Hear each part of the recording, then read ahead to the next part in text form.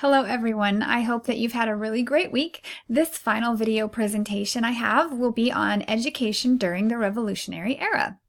Some of the things I will be touching on in this presentation are a very brief history of colonial education, the tools of the trade, some of the things that would have been seen in schools back then.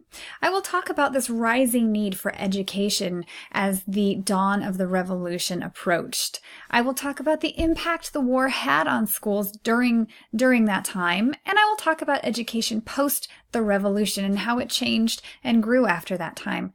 Finally, I will briefly describe the education of women throughout that entire era as well.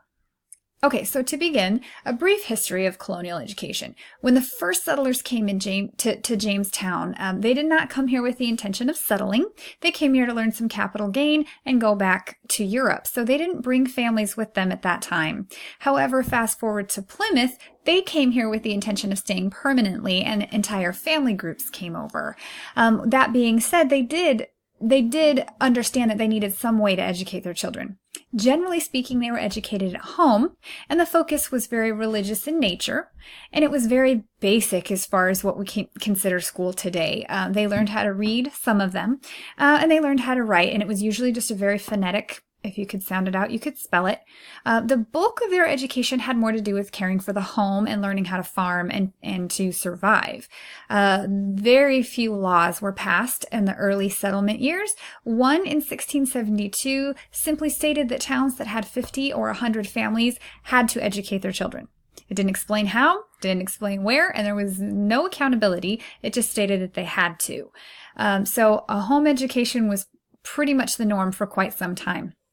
Some of the things that would have been seen back then, all the way up to the Revolution and even after.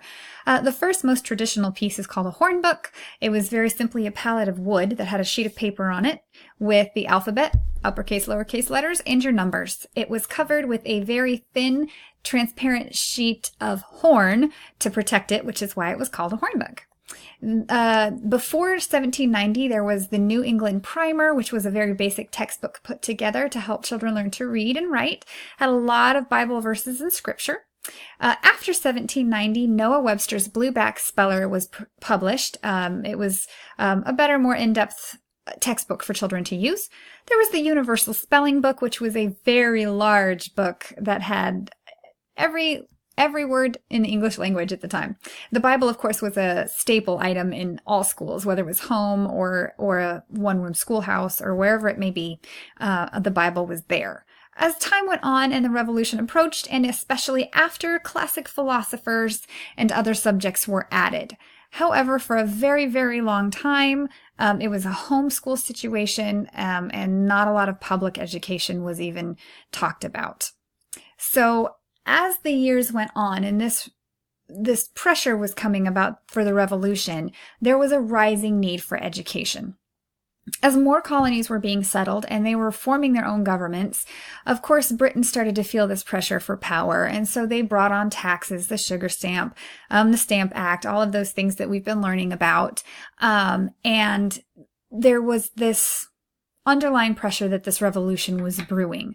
Benjamin Franklin saw a need for education, a higher education, so that these men would be able to write eloquently, give speeches, and orate smoothly, and that they'd be able to stand firm against the political powers of Britain as they saw this imminent war.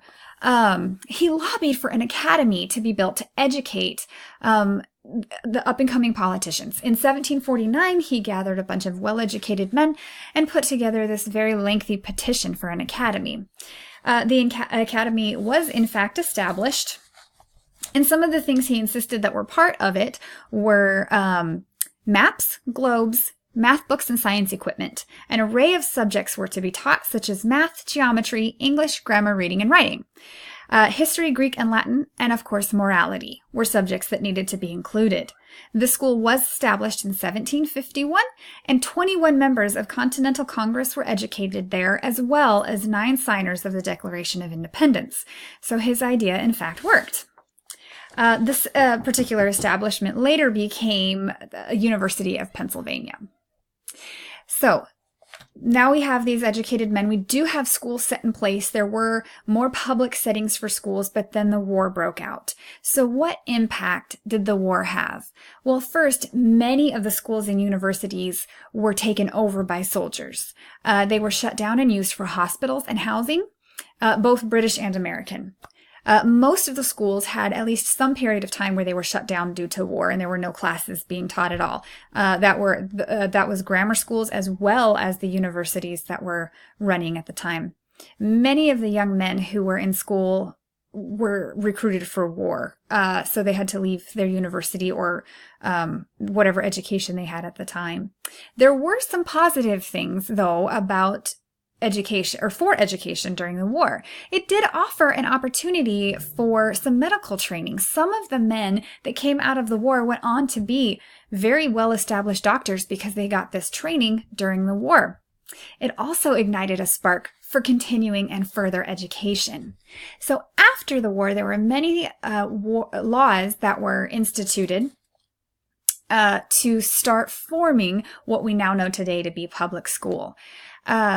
Phillips Academy was opened in 1781 as one of the very first academies established with a set of rules and a school calendar. It is actually still open today.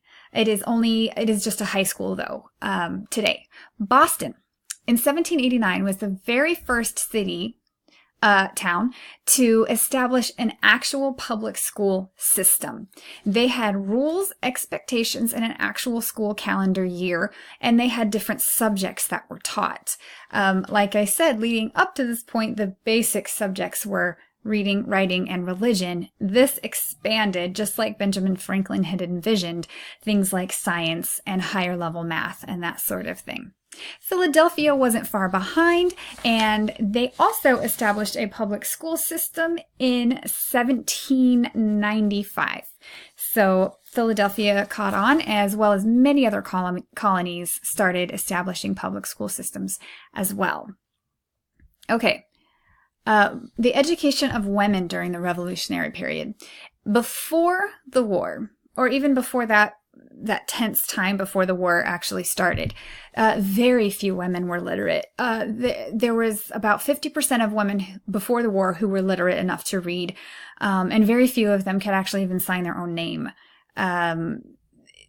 It wasn't a necessary thing. Men and boys were the ones who were thought to need that education. Women were thought to need a home education: how to cook, how to clean, how to sew, how to do those things to keep a home together. So after the war, when this education boom hit, more and more people stepped up, realizing that it's not just the boys that need an education, but the girls do as well. John Adams and his wife as well were very big advocates for education of both sexes.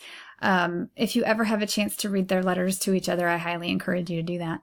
Boston public school system that I've spoke about previously offered school to both genders. They did it a little bit differently than what we're used to today. They did not sit in the same classrooms, but they rotated. So 1 month the boys would be at the writing school and the girls would be at the reading school, and then they would switch. So they didn't go to school together necessarily, but the girls were educated. Philadelphia Public School also had school for both genders and was one of the first schools to employ female teachers. After the Revolution, the literacy rate for women jumped up to 90%, which is significant. These are my sources. I wish I had more time to go more into depth about all the things that I've learned about education during the Revolutionary era. It has been fascinating, so I highly recommend a couple of sources. This one here by Lawrence Crimmen, The Colonial Experience, is fantastic. And American College and University is another one that's really, really good. So if you have a chance and are interested, those are two that I recommend. So I really hope that you guys enjoyed learning a little bit about education during this time period. I was able to start this journey in my last class with the education during the colonial period, and I really enjoyed having the opportunity to finish it here. So I hope that you enjoyed this, and take care.